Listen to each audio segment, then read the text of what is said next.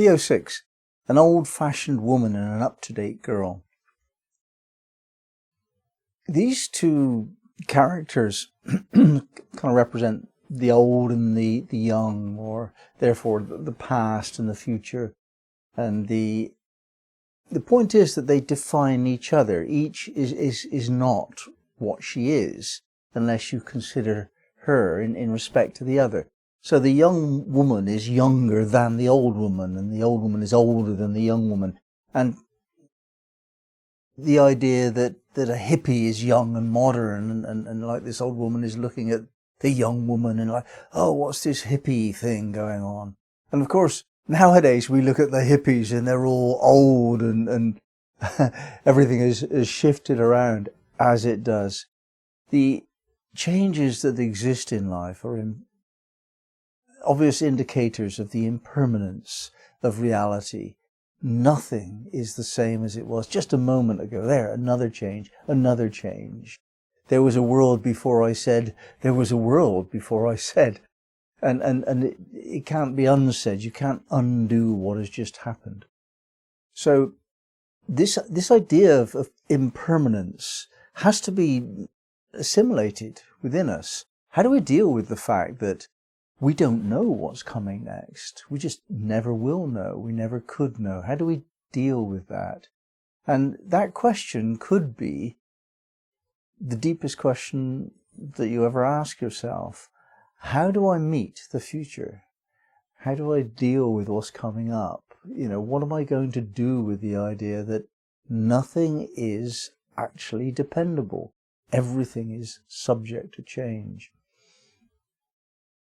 And we have to take an approach, and that approach defines us as more this than that. Everything is defined in comparison to this and that.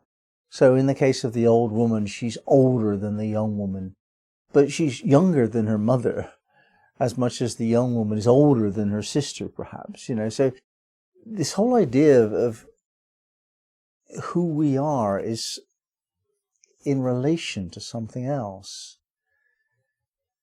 Who we are is not an absolute, therefore. It's in relationship to something else.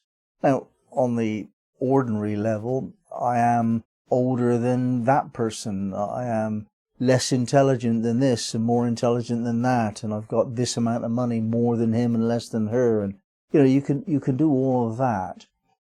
But you could also look more deeply, find the highest kind of interpretation of what's going on here. What is the essential message between this and that? It could be yin and yang, but I think there's a more telling one, a more personal one of importance to us, and that is between the soul and the ego. The soul has a totally different objective, totally different purpose, totally different sense of beingness to the ego. The ego is short-lived. We live a few decades and then we die, totally wrapped up in self-importance, whereas the soul is aware of unity. The ego is afraid and develops strategy to deal with that fear. The soul doesn't even understand what fear is and has no need for strategy, therefore it is spontaneous. So we've got two very, very different bits of us. And it is, of course, typical that people will deny the existence of soul, or even if they affirm it, behave as though they've forgotten it, and come from the perspective of ego. Understandable, but not acceptable. Not for us. If we're seeking, then we have to understand that the soul is and what the soul is, which we can't really understand unless we contrast it to something else. We don't understand anything except by contrast. That conflict, that difference between the opposites, not only creates the dynamism of life, but it also creates this sense of understanding. So how do we understand the ego? And you can understand it from the point of view of comparison to other egos, and care what your peers think of you, and your boss and your parents and all this kind of stuff. You could do that.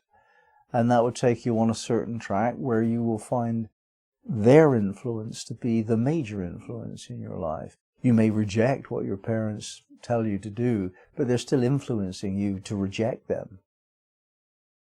All of that is normal, but that normality doesn't serve us well. We have to do something which is super normal, something a little bit special. And that is to constantly compare soul and ego, and just to see in this situation which one is gaining the upper hand. Not to say that the soul should always win the battle if there is one. Not to say that. Certainly, though, not to say that the ego is always going to win. Some situations require a strong ego to deal with, and the idea that we can affirm soul consciousness in every single eventuality in life kind of denies the purpose of incarnation in the first place. We incarnated in order to have an ego. So how could it be wrong to behave from an ego point of view? Now, if we get into egotism and we get attached to our ego being a better ego than your ego, yeah, well, that's wrong, isn't it? That's a distortion. But the idea that I exist and that I have importance and that I have a creative input to make on God's behalf in this scenario, how can that be unhealthy?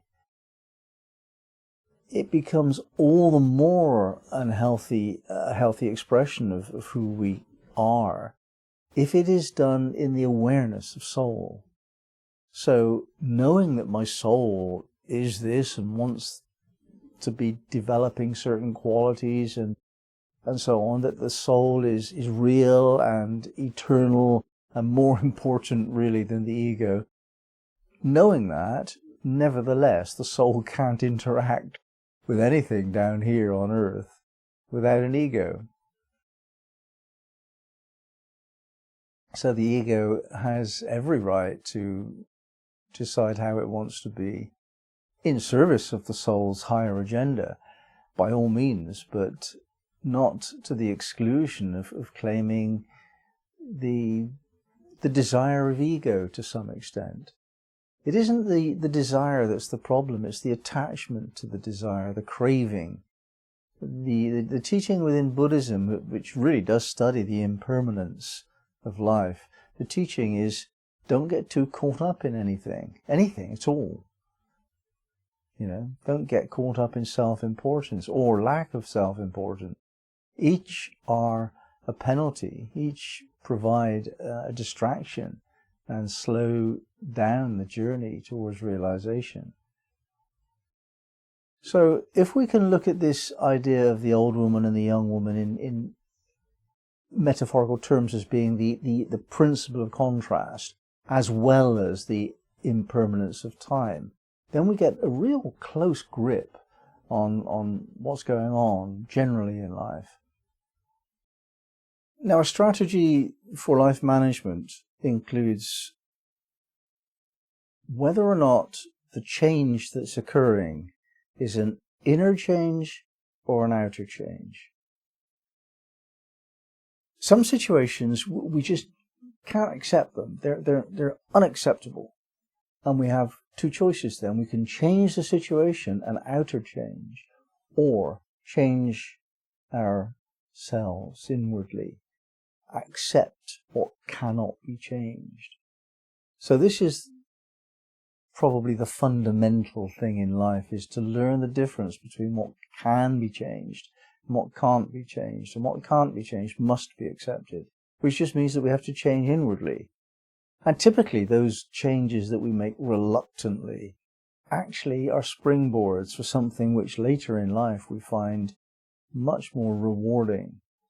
That's my typical experience, that things that we don't want to happen are actually better for us in the long run than we can imagine.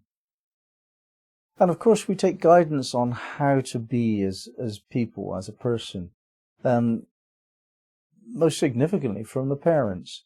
And the two forces that act in that case are acceptance and rejection.